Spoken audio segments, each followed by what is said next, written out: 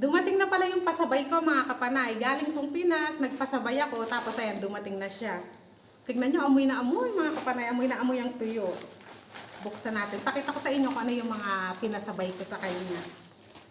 Si Madam pala, si Madam Aisha pala yung umuwi. Nandito siya sa Pakistan, tapos umuwi siya sa Pinas. Sa mga gusto niya na magpasabay din, i-message nyo lang ako, ibigay ko sa inyo yung FB niya.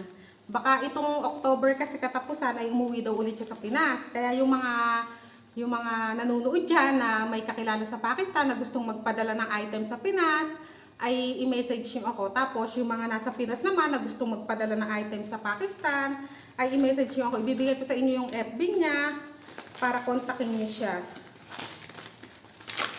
Ang ipapadala ko lang talaga sa kanya ay mga buto nga, mga buto ng gulay, okra, ganyan. Kaso, sa mga post niya kasi, nakita ko may nagpapasabay